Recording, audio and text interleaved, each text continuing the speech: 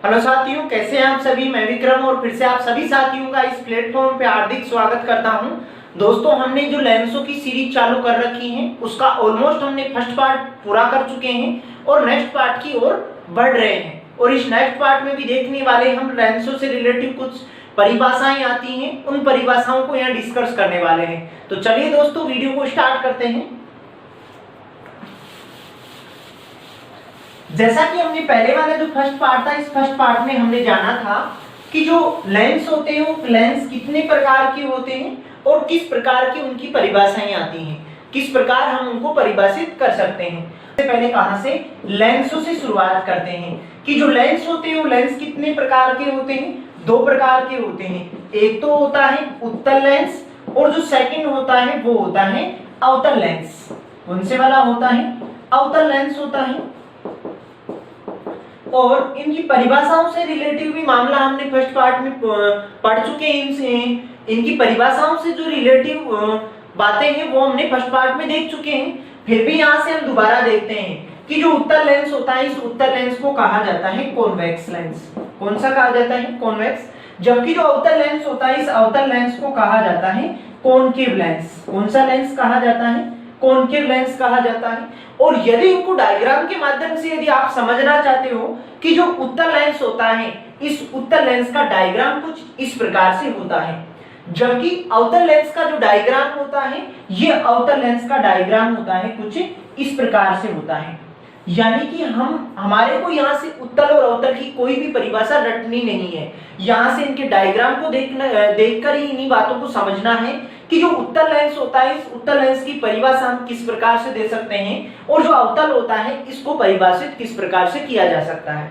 अब जो उत्तल होता है, इस उत्तल को किस प्रकार से परिभाषित किया जा सकता है कि वह लेंस जो बीच में से मोटा हो और किनारों पर पतला हो, उसे क्या कहते हैं, उत्तल लेंस। अभी ये परिभाषा आपको इजी लग रही होगी, क्योंकि जब आप डायग्राम को समझ पाते हो तो आपको आगे आगामी एग्जाम्स के लिए कहीं भी से भी कोई परिभाषा रटनी नहीं पड़ेगी आपको।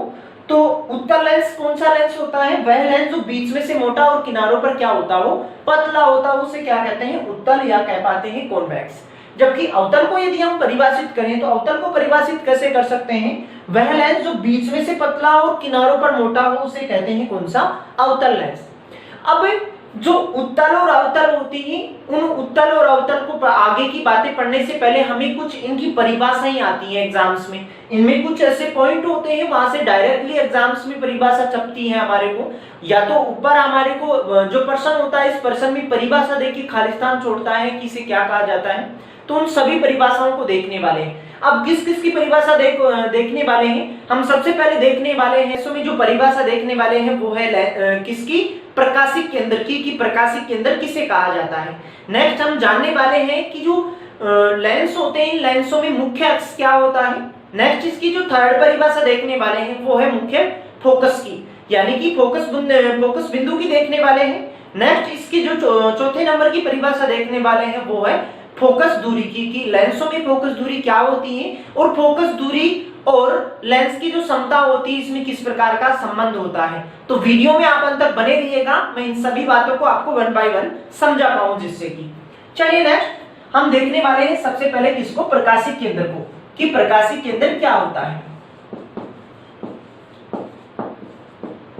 अब यहां से आपको एग्जाम्स में क्वेश्चंस जो लास्ट ईयर जो रेलवे के पेपर लगे थे उनमें इसी चीज को पूछा हुआ है कि प्रकाशिक केंद्र कहा किसे जाता है, या आपको कुछ इससे डिफरेंट कुछ अलग परिभाषाएं दे सकता है। चलिए तो नेक्स्ट देखने वाले हैं। अब देखो यहां से कि जो लेंस होता है, इस लेंस का मिड पॉइंट होता है, दोनों जो पृष्ठ हो गए लेंस के, उन दोनों पृष्ठों का मिड पॉइंट होता है यहाँ, वैसा ही मिड पॉइंट होता है अवतल में भी, यानी कि दोनों लेंसों में कोई ना कोई एक मिड पॉइंट होता है। और मैंने आपको लेंसों का कार्य होता है प्रकाश की किरण को मोड़ना, कि जितनी भी प्रकाश की किरण लेंस पे गिरती है उन सभी प्रकाश की किरणों को मोड़ने का काम करते हैं दोनों ही लेंस। लेकिन लेंसों में एक ऐसा बिंदु होता है जहां से प्रकाश की किरण का कोई विचलन नहीं होता।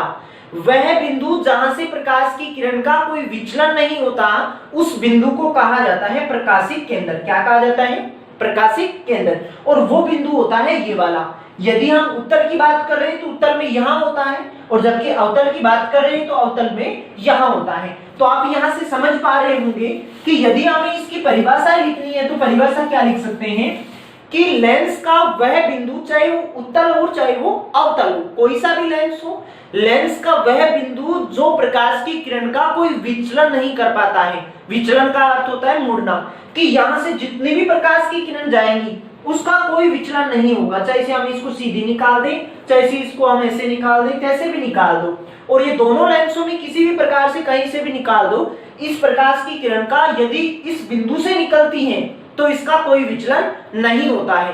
तो इस बिंदु को कहा जाता है प्रकाशित केंद्र। तो अब हम इसको परिभाषा में क्या लिख सकते हैं कि लेंस का वह बिंदु, लेंस का वह बिंदु जहां से प्रकाश की किरण का, जहां से प्रकाश की किरण का, प्रकाश की किरण का कोई विचलन नहीं होता है,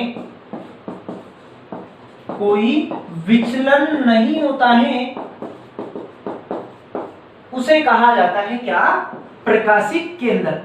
उसे प्रकाशित केंद्र कहा जाता है।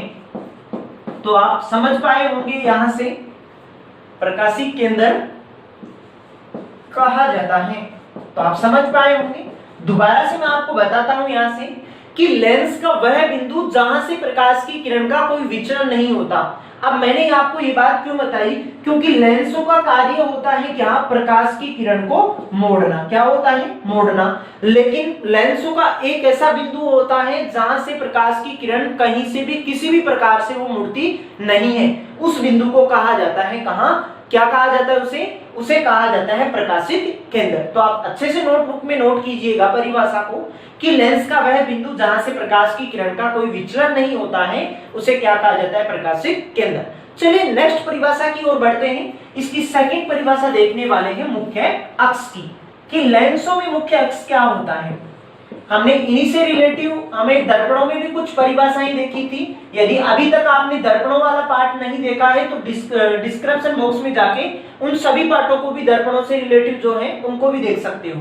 तो अब नेक्स्ट परिभाषा देखने वाले हैं मुख्य अक्ष की, कि लेंसों में मुख्य अक्ष किसे कहा जाता है।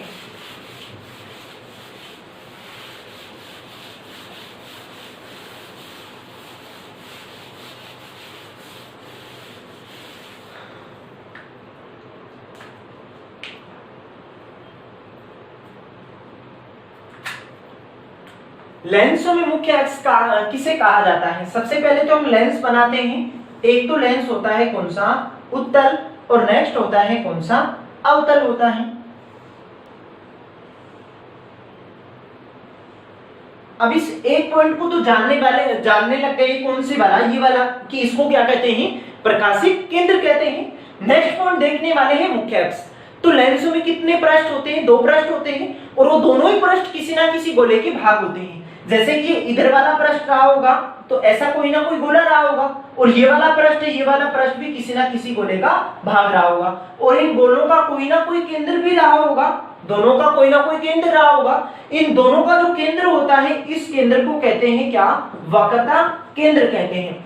कि लेंसों का पृष्ठ जिस गोले का भाग होता है, उस गोले के केंद्र को कहते हैं क्या?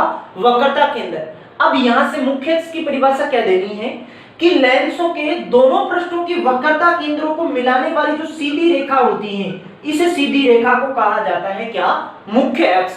कि यहां से आप दोबारा से समझिएगा बात को, कि ये शुरू में हमने किसी कांच की पट्टी से लेंस काटा था, तो काटने पर जो 2 अलग अलग सिरों से हमने काटा था, तो किसी ना किसी गोले के हिसाब से काटा होगा, तो इन गोलों का कोई ना कोई केंद्र रहा होगा। इन गोलों के केंद्र को क्या कहा? वक्रता केंद्र कहा। और 2 वक्रता केंद्र हो गए, एक वक्रता केंद्र इधर हो गया और एक वक्रता केंद्र इधर हो गया। इस पृष्ठ का ये वाला हो गया और इस पृष्ठ का ये वाला हो गया।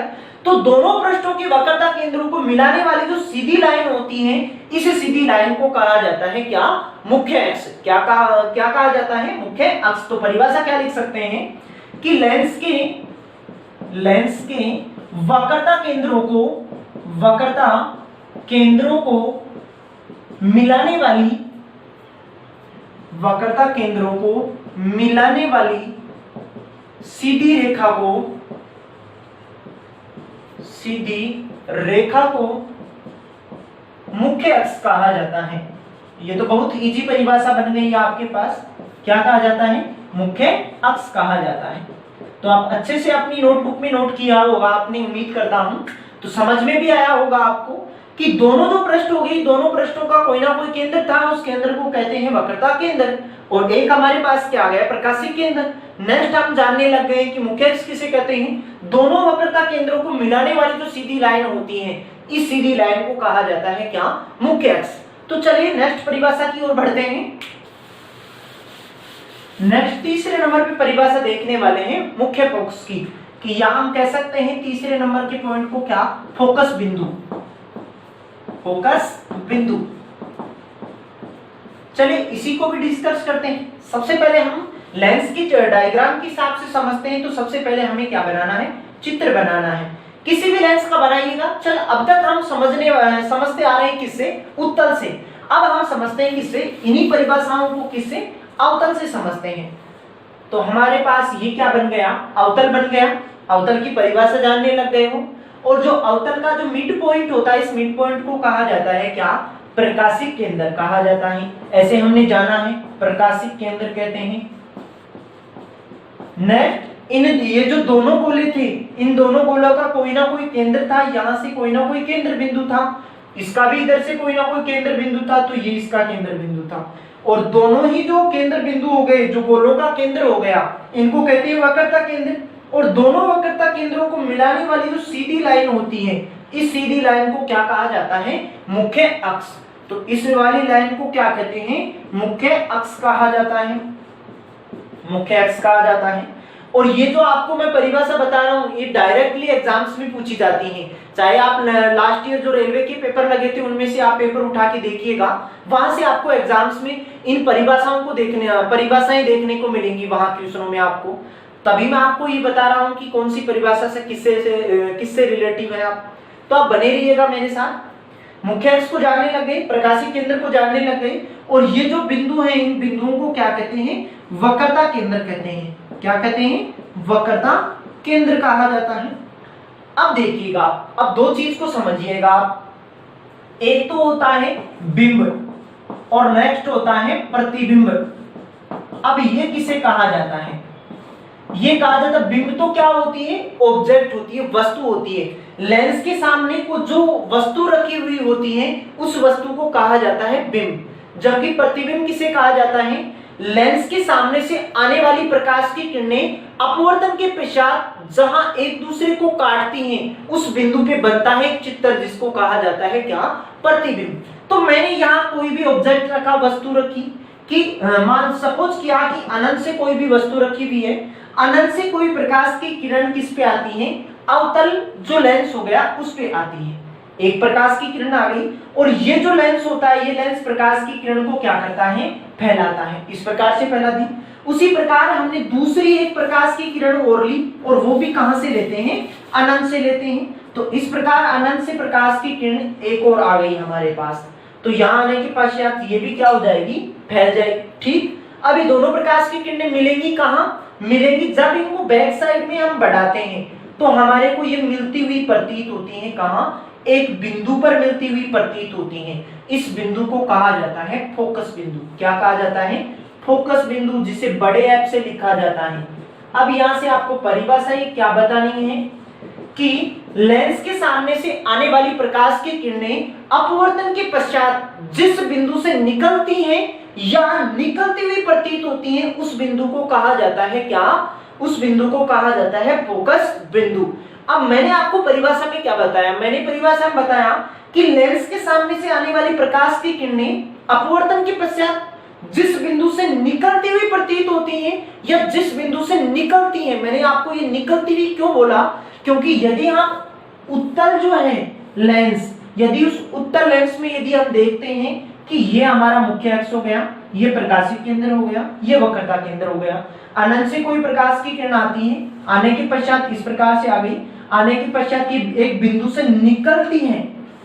वास्तविकता में हमारे को निकलती हुई दिखाई दे रही है, जबकि यहां से हमारे को निकलती हुई प्रतीत हो रही है। तब मैंने आपको परिभाषा में दोनों टर्म्स प्रयोग किया आपके लिए कि जब भी लेंस के सामने कोई प्रकाश की किरण आती है, आने के पश्चात अपवर्तन होता है और अपवर्तन के बाद वो जिस बिंदु से निकलती हुई प्रतीत होती है, जिस बिंदु से निकलती है, उस बिंदु को क्या कहा जाता है? फोकस बिंदु कहा जाता है। क्या कहा जाता है? फोकस बिंदु। तो अब आपको यहां से परिभाषा में भी क्या नोट करना है? आपको नोट करना है कि लेंस के सामने से आने वाली प्रकाश की किरणें, लेंस के सामने से, या अनंत कह सकते हैं कि अनंत से आने वाली प्रकाश की किरणें, लेंस के सामने से आने वाली प्रकाश की किरणें, आने वाली प्रकाश की किरणें, प्रकाश की किरणें अपवर्तन के पश्चात, अपवर्तन के पश्चात जिस बिंदु से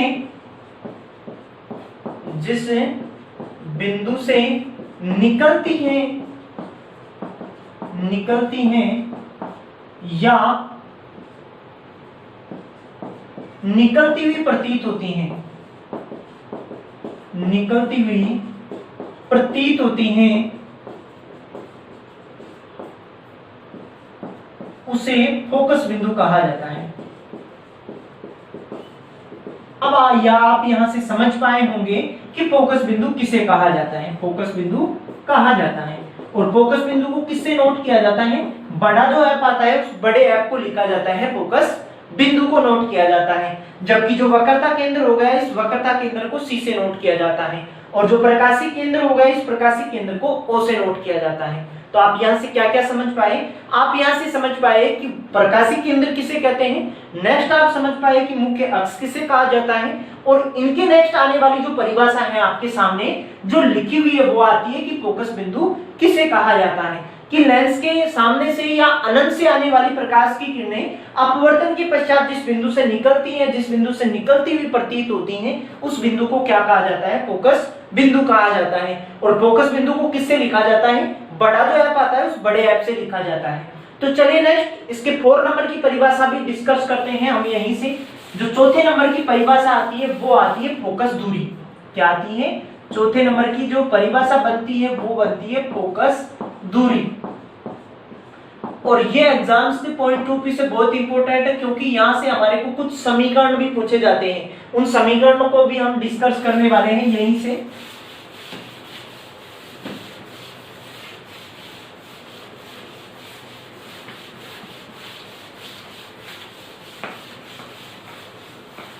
चलिए तो अब देखते हैं किसको, फोकस दूरी को, कि फोकस दूरी किसे कहा जाता है। तो चलिए सबसे पहले हमें क्या बनाना है? किसी भी प्रकार का एक लेंस उठाना है और उस लेंस के डायग्राम से सभी चीजों को दोबारा से समझना है। तो सबसे पहले तो ये वाला जो पॉइंट होता है, इस पॉइंट को क्या कहते हैं? प्रकाशिक केंद्र कहते हैं। फिर ये जो दोनों लेंस होते हैं, ये जो लेंस होता है, इस लेंस के 2 पृष्ठ होते हैं अलग अलग, और अलग अलग जो पृष्ठ होते हैं, इन अलग अलग पृष्ठों का कोई ना कोई केंद्र बिंदु होता है। और दोनों जो केंद्र बिंदु हो गए, इन दोनों केंद्र बिंदुओं को मिलाने वाली जो सीधी लाइन होती है, इस सीधी लाइन को कहा जाता है क्या? मुख्य अक्ष कहा जाता है। फिर मुख्य अक्ष पर एक बिंदु स्थित होता है जिसे क्या कहते हैं? फोकस बिंदु, एफ कहते हैं। सी ओ हो गया।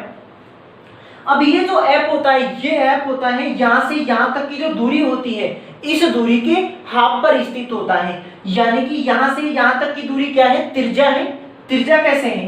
कि ये किसी ना किसी गोले का हिस्सा था, ये कोई ना कोई गोले का हिस्सा था, इस गोले का केंद्र बिंदु था ये, तो यहां से यहां तक की दूरी क्या होगी? त्रिज्या होगी उसकी। तो चलिए नेक्स्ट, तो त्रिज्या के आधी दूरी पर स्थित होता है कौन सा बिंदु? फोकस बिंदु। अब फोकस बिंदु से देखने वाले हैं किसको? फोकस दूरी को, कि फोकस दूरी क्या होती है। फोकस बिंदु से लेकर जो प्रकाशी केंद्र होता है, इस प्रकाशी केंद्र के मध्य की जो दूरी होती है, इसको छोटा एफ लिखा जाता है, और इसी को कहा जाता है क्या? फोकस दूरी। कि जो त्रिज्या हो गई, या हम ऐसे कहते हैं कि गोलाकार जो लेंस होते हैं, उन लेंसों की जो वक्रता त्रिज्या होती है, उस वक्रता त्रिज्या की आधी दूरी पर स्थित होता है फोकस बिंदु। और फोकस बिंदु से और प्रकाशी केंद्र के मध्य की जो दूरी होती है, इस दूरी को कहा जाता है क्या? फोकस दूरी। और फोकस दूरी को हमेशा क्या लिखा जाता है? छोटा एफ लिखा जाता है। तो अब यहां से परिभाषा में क्या लिखना है? हमें परिभाषा में लिखना है कि फोकस बिंदु व प्रकाशिक केंद्र के मध्य की दूरी को, प्रकाशिक केंद्र के मध्य की दूरी को, मध्य की दूरी को फोकस दूरी कहा जाता है। क्या कहा जाता है? फोकस दूरी कहा जाता है। और फोकस दूरी को किससे लिखा जाता है? छोटे एफ से लिखा जाता है। ये जगह जगह आपके काम में आने वाला है, तो आप यहां से पता रखिए फोकस दूरी को छोटे एफ से लिखा जाता है, जबकि जो फोकस बिंदु हो गया उस बिंदु को लिखा जाता है बड़े एफ से। और यहां से आपको पता रखना है कि लेंसों की जो फोकस दूरी होती है, ये फोकस दूरी हमेशा मीटर में होती है। किस में होती है? मीटर में होती है। और यदि हम किसकी फोकस दूरी से रिलेटिव बात करें तो जो त्रिज्या हो गई और जो कोण हो गई, फोकस दूरी हो गई, इसमें रिलेशन क्या होता है कि ये त्रिज्या की आधी होती है। किसकी आधी होती है? त्रिज्या की आधी होती है फोकस दूरी। अब यहां से हम ये समीकरण भी बना सकते हैं कि जो त्रिज्या हो गई, वक्रता त्रिज्या जिसे कहा जाता है, इस वक्रता त्रिज्या की आधी होती है कौन? फोकस दूरी, क्योंकि आधी दूरी पर स्थित होता है अपना फोकस बिंदु। तो हम रिलेशन ये भी जान सकते हैं। अब इसी रिलेशन को आपको कह सकता है कि जो वक्रता त्रिज्या हो गई और जो फोकस दूरी हो गई, इसमें रिलेशन क्या होता है? या तो आपको ये वाली चीज दे सकता है या आपको इसी तरीके से उल्टे वे से भी प्रदर्शित किया जा सकता है। कैसे? हम ऐसे बड़ा आर लिख दें और इसको ऐसे लिखा जा सकता है 2f, कि त्रिज्या होती है किसकी? फोकस दूरी की डबल होती है। और यहाँ क्या है? त्रिज्या की आधी होती है फोकस दूरी, और यहाँ क्या होती है? वो होती है फोकस दूरी की डबल। तो दोनों एक ही चीज प्रदर्शित कर रहे हैं, लेकिन इनका वे कुछ अलग उल्टा तरीके से प्रदर्शित कर रखे हैं हम यहाँ से।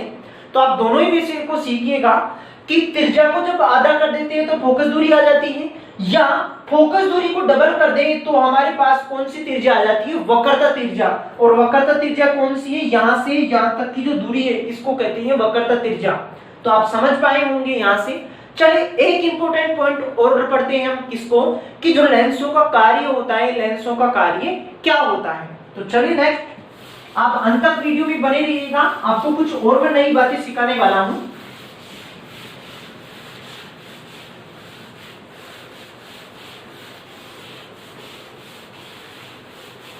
अब लेंसों के कार्य को पढ़ने वाले हैं कि लेंसों का कार्य क्या होता है। लेंस का कार्य होता है प्रकाश की किरण को मोड़ना।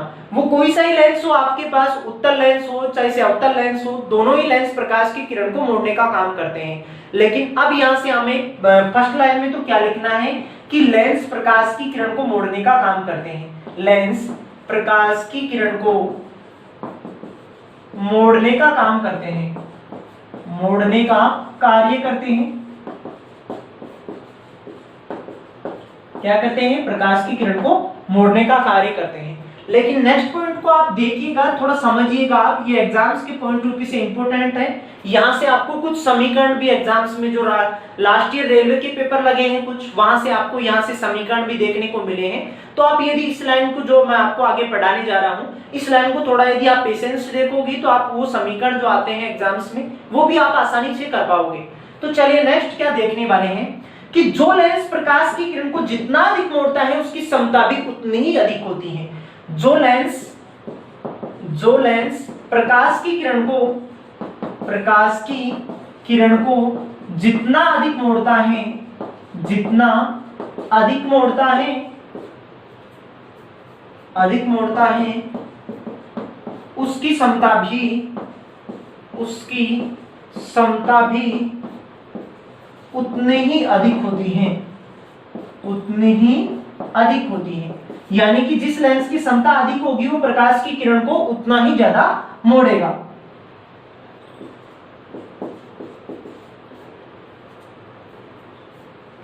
तो आप यहां से क्या सीख पाए कि जो लेंस प्रकाश की किरण को जितना अधिक मोड़ता है तो हम उससे क्या अनुमान लगाते हैं कि उस लेंस की क्षमता भी उतनी ही अधिक होगी। अब जो लेंसों की जो क्षमता होती है, इस क्षमता में और जो फोकस दूरी होती है इसमें भी कुछ रिलेशन होता है। लेंसों की जो क्षमता होती है, इस क्षमता को कहा जाता है डायोप्टर, यानी कि लेंस की क्षमता का मात्रक क्या होता है? डायोप्टर होता है। बहुत बार आपको एग्जाम्स में यहां से क्वेश्चंस मिलता है और ये आगामी एग्जाम्स के लिए भी इंपॉर्टेंट है फ्रेंड्स। तो आप यहां से थोड़ा सही से देखिएगा, आप इसको पता रखिएगा कि लेंसों की क्षमता का मात्रक क्या होता है? डायोप्टर। क्या होता है, डायोप्टर। और इसको किससे लिखा जाता है, डी से लिखा जाता है। अब जो लेंसों की क्षमता होती है पी पावर, इसमें रिलेशन किसके साथ, फोकस दूरी के साथ जो रिलेशन होता है वो कुछ इस प्रकार से होता है, यानी कि P बराबर 1/f। अब यहां से आपको समीकरण कैसे दिखाई देता है, समीकरण आपको एग्जाम्स में किस प्रकार से पूछे जाते हैं, वो पूछे जाते हैं कि या तो आपको किसी लेंस की क्षमता देगा या किसी लेंस की फोकस दूरी देगा, दोनों में से कोई एक चीज देकर कोई दूसरी वाली चीज पूछने वाला है। जैसा कि मैं आपको ऐसे कहूं कि एग्जाम्पल के तौर पे कि किसी लेंस की फोकस दूरी कितनी है, 50 मीटर है। कितनी है, 50 मीटर है। तो आप इसकी क्षमता बताओ। तो मैंने यहां से आपको क्या दिया, फोकस दूरी दिया कि फोकस दूरी कितनी है, 50 है। तो क्षमता कैसे बतानी है, अब यहां से क्षमता में और जो फोकस दूरी में होता है वो रिलेशन पता होना चाहिए आपको। रिलेशन कैसे कि P बराबर 1/f क्या होता है, फोकस दूरी, और क्षमता जो होती है P बराबर 1/f, इनमें संबंध पाया जाता है। और लेंसों की जो क्षमता होती है, क्षमता का मात्रक क्या होता है, डायोप्टर। क्या होता है, डायोप्टर होता है। अब यदि आपको फोकस दूरी दे रखा है और क्या निकालनी है, क्षमता निकालनी है, तो यदि आपको क्षमता निकालनी है तो क्या लिखना है, P बराबर 1/f। और f में आपको क्या दिया हुआ है, f में दिया हुआ आपको 50 मीटर दिया हुआ है। तो ये इसकी क्या आ गई, ये इसकी शक्ति आ गई। अब हम इसको लिख सकते हैं क्या कि 0.02 डायोप्टर, ये क्या है, लेंस की क्षमता। क्या है, लेंस की क्षमता। चलिए नेक्स्ट दूसरे वे से भी आप दूसरा एग्जांपल लेके भी देख सकते हो इसको। तो यहां से आप लेंसों की जो क्षमता होती है और जो फोकस दूरी होती है उसमें रिलेशन पढ़ पाए होंगे आप। यहां से आपको सबसे इंपॉर्टेंट पॉइंट तो कौन सा है, डायोप्टर, कि लेंस की क्षमता का मात्रक क्या होता है, डायोप्टर होता है। चलिए नेक्स्ट दूसरा एग्जांपल लेते हैं।